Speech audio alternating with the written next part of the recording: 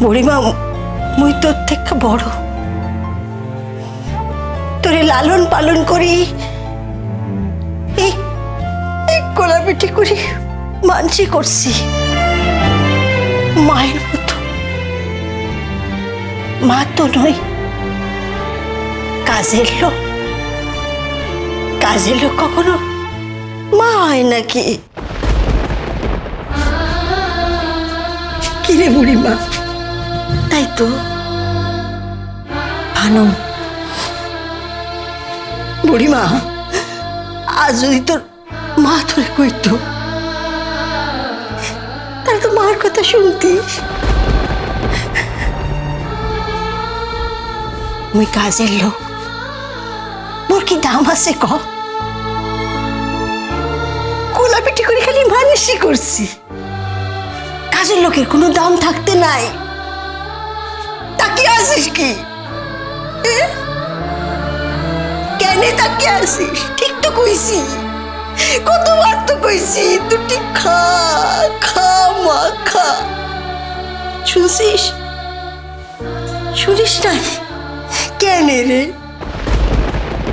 ওই চোখের সামনে দেখছি একটু একটু করে মরণের দিকে তুই না খায় খায় চলে যাচ্ছিস।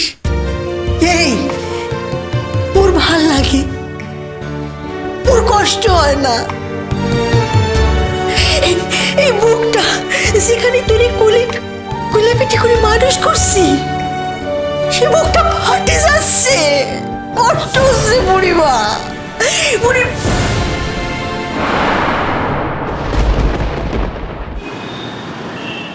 না না মা, তা নয়, না না তা না।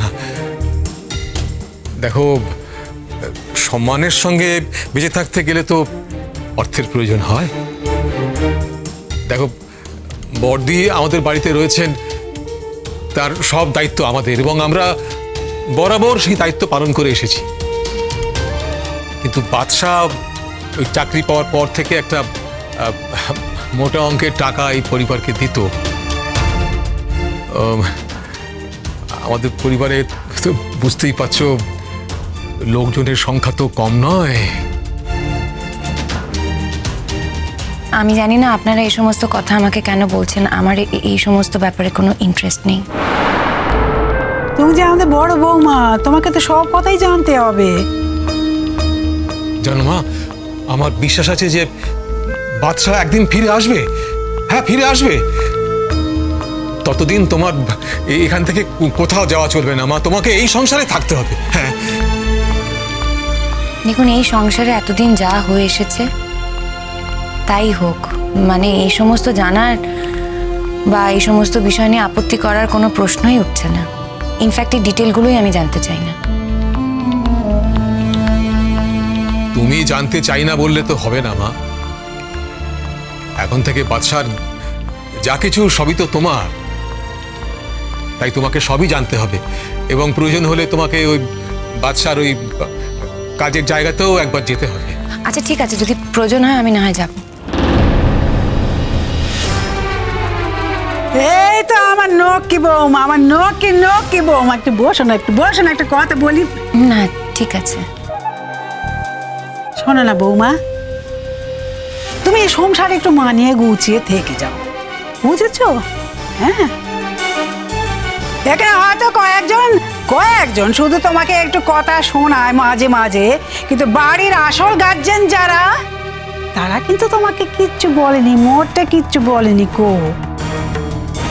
আর তোমার শাউরি আমাদের বড়দি, তুমি কাছে থাকলে সে একটু স্বস্তি পাবে না? একটু বসো দিকে তুমি। আমি শুনলুম রনর সঙ্গে না তোমার নাকি আগে থেকে বন্ধুত্ব ছিল।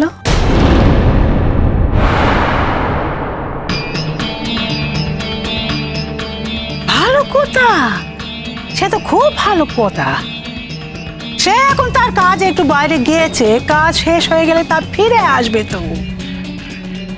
তখন না হয় তুমি তার সঙ্গে বসে একটু গপসপ করে সময় কাটিয়ে ফোন। কি গো ঠাকুর, আমি ঠিক বলিনি? ঠিক বললুম তো? বাবু, তাই তো? হ্যাঁ হ্যাঁ হ্যাঁ, তখন দেখবে তোমারও অত খারাপ লাগবে না।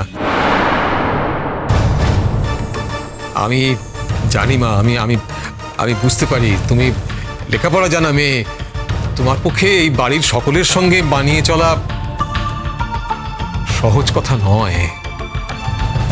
বৌমা, তুমি একটু চেষ্টা করো, আমি জানি তুমি একটু চেষ্টা করলেই পারবে। তাহলে ওই কথাই রইল বৌমা, তুমি কিন্তু মোটে বাপের বাড়ি যাবে না, হ্যাঁ? এখানে থাকবে না, যাবে যাবে মাঝে মাঝে যাবে, কিন্তু পাকি ভাবে না, পাকি ভাবে তুমি এখানে থাকবে, ঠিক আছে? এই যতদিন ওরা বাচ্চার খোঁজ টোজ না পায়, ততদিন কিন্তু স্যালারিটা ব্যাংকের অ্যাকাউন্টে জমা পড়বে, জানো? আর তোমাকে এর মধ্যে গিয়ে ওই ব্যাংকের কাগজপত্র সব ঠিকঠাক করে ফেলতে হবে।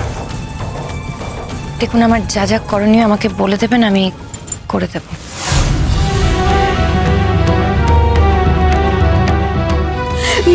কি মেয়ে আমার,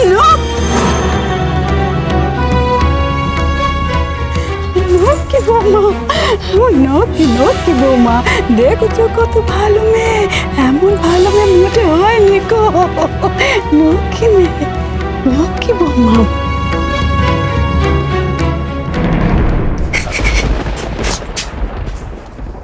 দেখছেন দেখছেন বড় পুলিশ বাবু, কিচ্ছুটি মুখে দেয় না। দেখেছেন বড় পুলিশ বাবু, ইমন দিদির কি হাল করেছেন?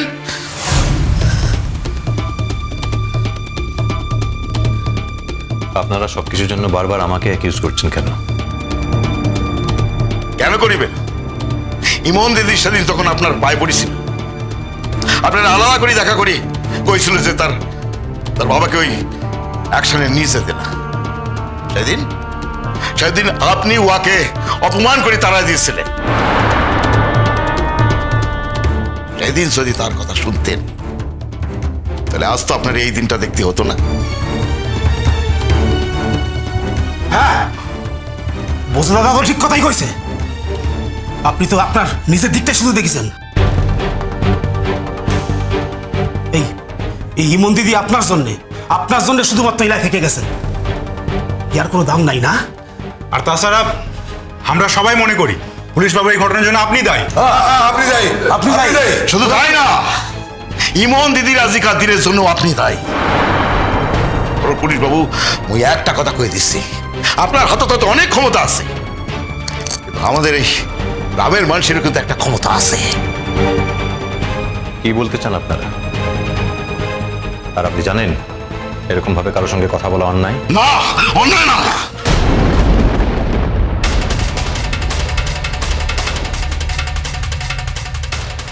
আপনার ক্ষমতা আপনি আপনার পকেটে রাখি দেন, আপনার ক্ষমতা আমাদের কিছু আসে যায় না, কিন্তু ইমন দিদির কিছু হয়ে গেলে না, আমাদের অনেক কিছু এসে যায়। আপনার জন্য আমরা ইমন দিদির ক্ষতি মেনে নেব না, আর এর দায় আপনার নিতে হবে।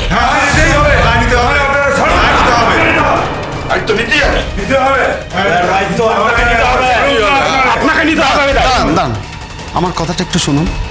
আজকের দিনে এখানে দাঁড়িয়ে অন্তত অশান্তিটা করবেন না, আর এখানে দাঁড়িয়ে চিৎকার চেঁচামেচি করাটাও না ভালো লাগবে না, কারণ ইমনের কানে গেলে তারও শুনতে খারাপ লাগবে। আরে এটা আপনি কি কইছেন পুলিশ বাবু?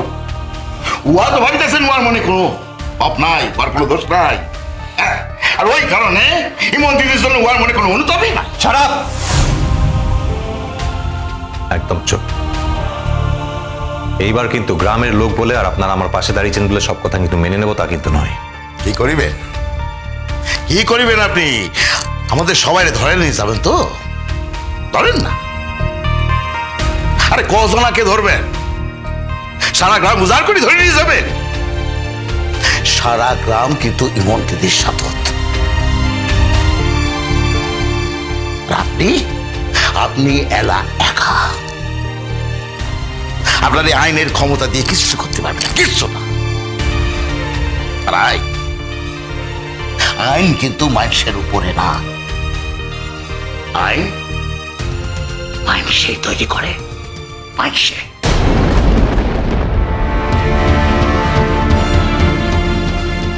বড় পুলিশ বাবু, আপনি যদি বুড়িমার সাথে কথা কইতে চান চলেন, মুই বুড়িমার ঘরে নিয়ে যাচ্ছি। আসেন চলুন। আসেন।